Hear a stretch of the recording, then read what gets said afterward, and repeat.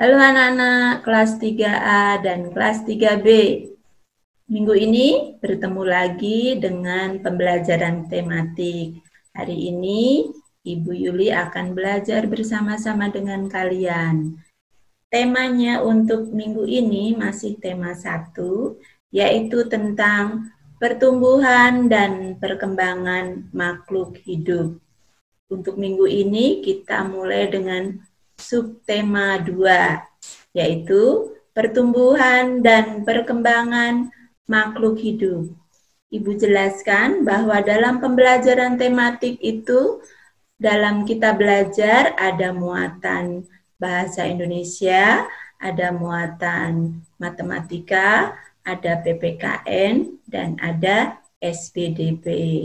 Untuk hari ini, Ibu akan belajar bersama kalian yang muatan dalam pembelajaran hari ini ada bahasa Indonesia, ada SPDP, dan ada matematika. Mari anak-anak kita belajar dengan sungguh-sungguh untuk pembelajaran hari ini. Semoga anak-anak tetap semangat. Terima kasih untuk pembelajaran hari ini. Baik anak-anak, akan Ibu mulai anak-anak untuk memperhatikan ya. Manusia merupakan salah satu makhluk hidup. Manusia memiliki ciri-ciri yang sama dengan makhluk hidup yang lainnya. Salah satu ciri manusia sebagai makhluk hidup adalah mengalami pertumbuhan dan perkembangan. Pertumbuhan manusia terjadi di dalam kandungan. Setelah lahir, pertumbuhan manusia bertambah besar dari bayi hingga dewasa. Setelah dewasa, pertumbuhan manusia berhenti. Namun, perkembangan emosi dan pikiran manusia terus berkembang.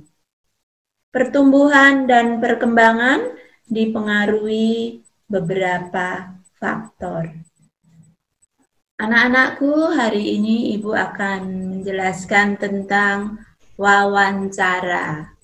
Mungkin anak-anak secara sadar ataupun tidak sadar, anak-anak pernah melakukan wawancara. Baik, apa itu wawancara? Di dalam kegiatan wawancara, itu dapat dilakukan oleh 2 orang atau lebih. Kemudian, di dalam wawancara, itu ada orang yang mewawancarai, yang disebut apa ya? Orang yang mewawancarai disebut pewawancara. Kemudian, ada juga orang yang diwawancarai, yang disebut narasumber. Ini mengenai wawancara. Ada 2 hal penting, yaitu pewawancara dan narasumber.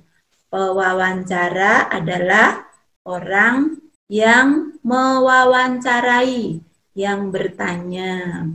Kalau narasumber itu orang yang diwawancarai, artinya orang yang menjawab pertanyaan dari orang yang bertanya. Mudah-mudahan dari penjelasan tentang wawancara, anak-anak lebih paham ya.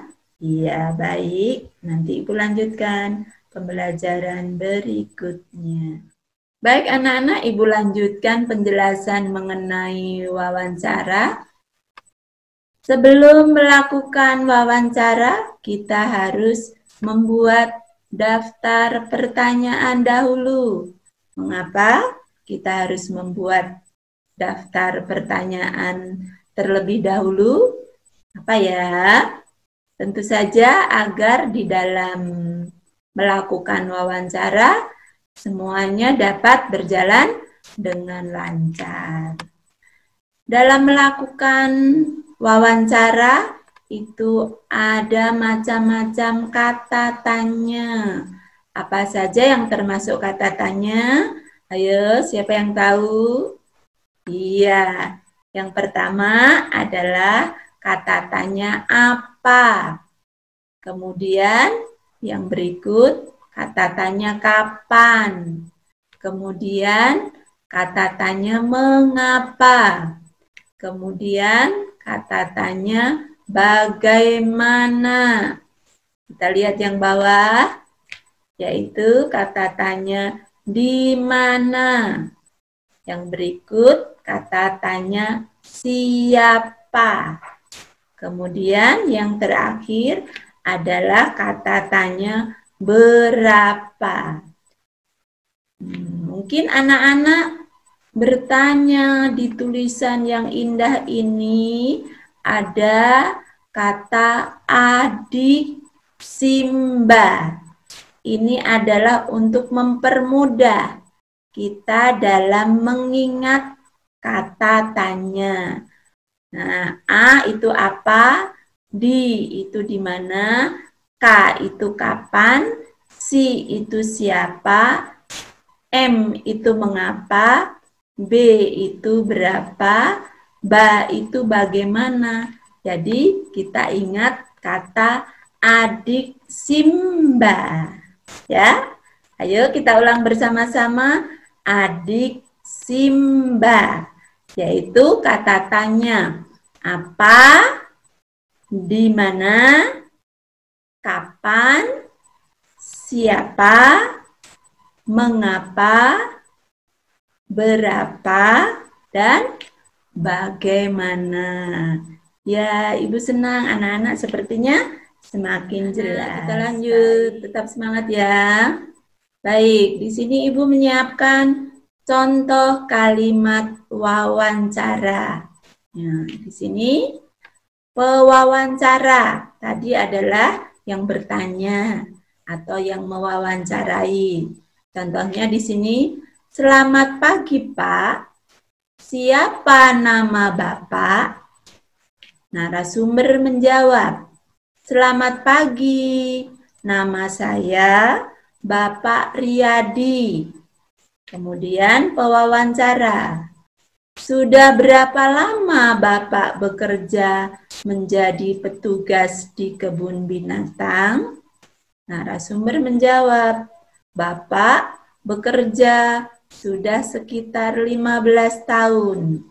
Pewawancara menanggapi, wow, sudah lama ya Pak? Ada binatang apa saja yang ada di kebun binatang? Nah, ini adalah contohnya, pertanyaannya, dan seterusnya sesuai dengan kebutuhan pewawancara tersebut. Apabila sudah selesai, jangan lupa anak-anak atau pewawancara tersebut mengucapkan terima kasih. Baik, anak-anak, Ibu lanjut. Manusia sebagai makhluk hidup mengalami pertumbuhan dan perkembangan. Bertambah berat serta tinggi badan merupakan salah satu contoh pertumbuhan. Kekuatan tangan manusia juga mengalami perkembangan. Contohnya seperti yang terlihat pada gambar. Edo saat masih kecil kesulitan untuk memegang botol susu. Lihat Edo ketika masih kecil. Akan tetapi setelah tubuh Edo bertambah besar dan kuat, Edo dengan mudah memegang tempat minum yang lebih berat dari botol susu. Lihat Edo ketika sudah besar. Kekuatan tangan dapat dilatih melalui kegiatan olahraga dan menari. Kuat dan lemah dari gerakan tangan digunakan dalam menari. Ini adalah beberapa contoh perkembangan dan pertumbuhan pada manusia. Baik anak-anakku, tadi dijelaskan pada sebelumnya bahwa kuat lemahnya suatu gerakan tangan dapat dilatih dengan berolahraga atau menari. Di sini ada beberapa contoh gerakan lemah dan gerakan kuat dalam kegiatan menari. Yang pertama contohnya adalah mengangkat tangan kanan, lalu tangan kiri.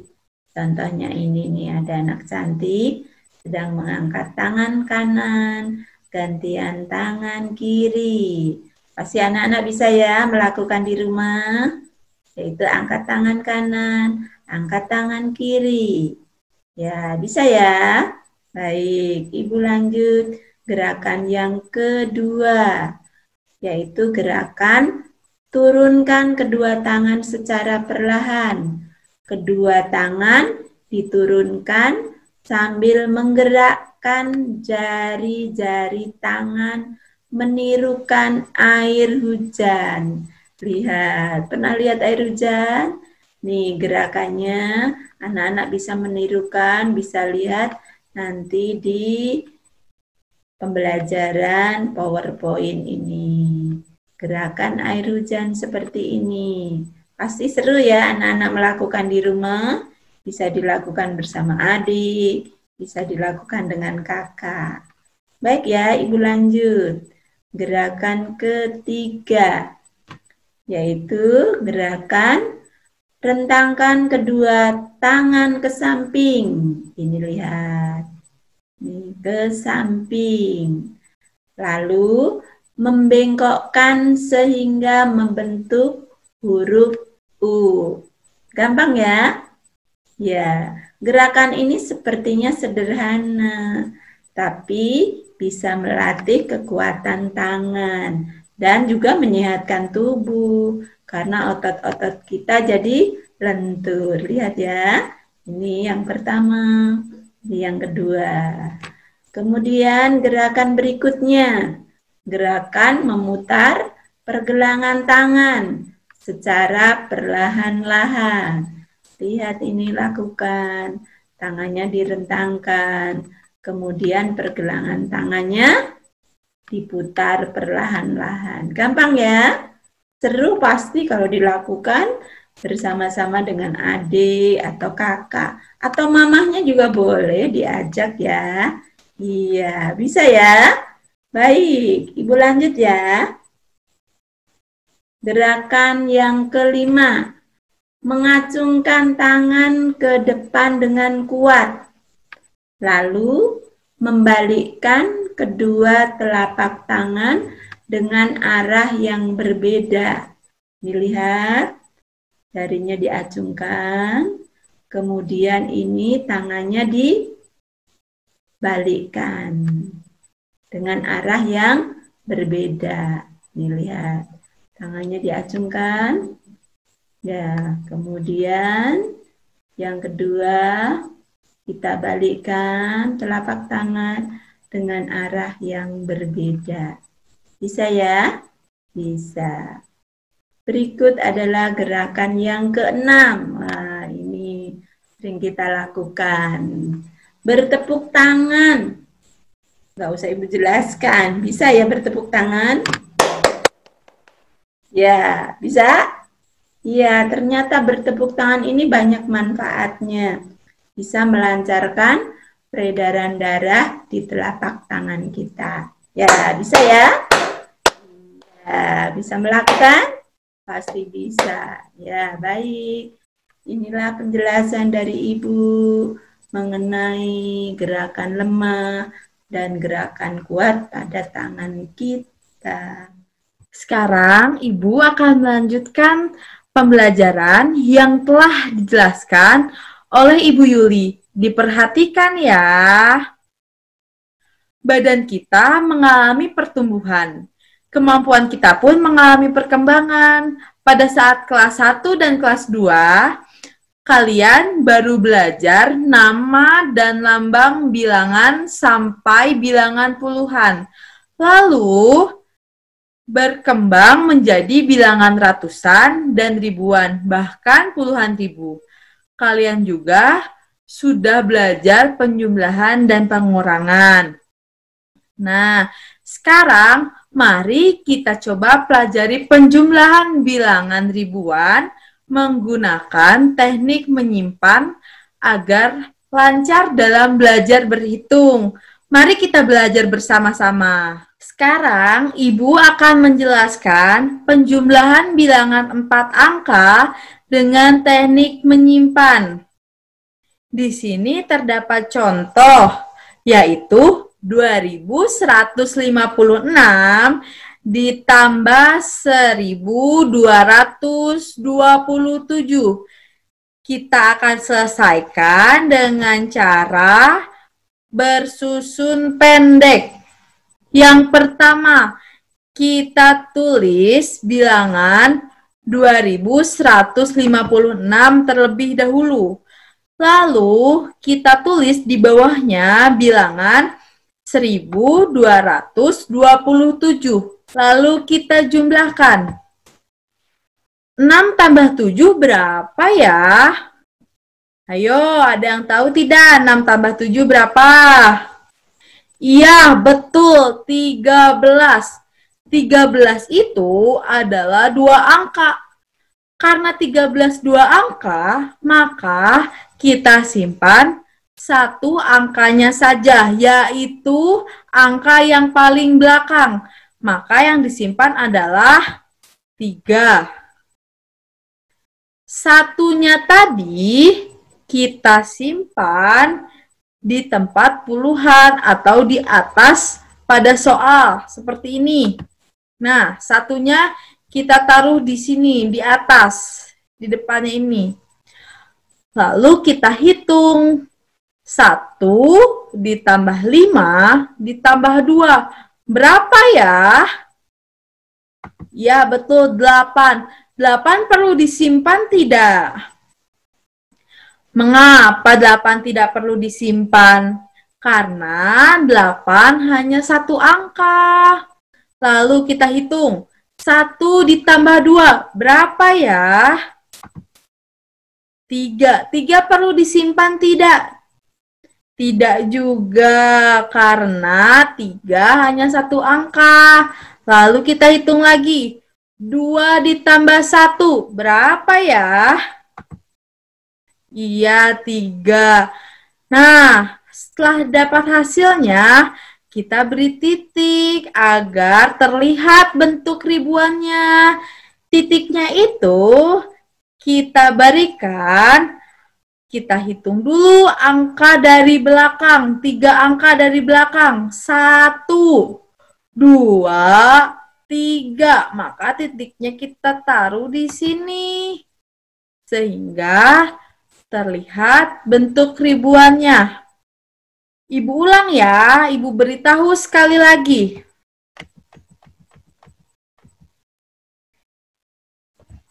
6 ditambah 7 hasilnya 13. Maka yang harus ditulis berapa? Iya, betul, 3. Satunya disimpan di mana? Iya, ditaruh di atas soal seperti ini. Lalu diapakan? Iya, betul, dihitung. 1 ditambah 5 ditambah 2. Berapa ya? Iya, 8. 8 perlu disimpan tidak? Iya, sudah pintar sekarang. Tidak perlu disimpan karena hanya satu angka. Lalu 1 tambah 2, 3. Perlu disimpan tidak? Iya, tidak perlu disimpan juga. Sekarang 2 ditambah 1, 3. Iya, tidak perlu disimpan. Titiknya 3 dari belakang. 3 angka dari belakang. 1, 2, 3. Sudah paham ya? Siap, pinter, sudah mulai paham. Sekarang ada latihan soal. sehingga kalian bisa lancar dalam menghitungnya. Dikerjakan ya. Tugas dikerjakan di buku latihan tematik. Soal ditulis dikerjakan menggunakan pulpen. Soalnya ditulis. Apabila nanti soalnya belum jelas, Ibu akan bagikan di PDF. Lalu tugas dikirimkan ke wali kelas masing-masing. Untuk kelas 3A dikirimkan kepada Ibu Antonia dan kelas 3B dikirimkan kepada Ibu Yuli. Tugas dikumpulkan paling lambat pukul 7 malam. Pengumpulan tugas merupakan bukti absen. Sekian pembelajaran hari ini. Apabila ada yang belum jelas, bisa ditanyakan ya kepada Ibu Antonia atau kepada Ibu Yuli. Tetap semangat belajar dan tetap rajin belajar. Terima kasih perhatiannya. Semangat!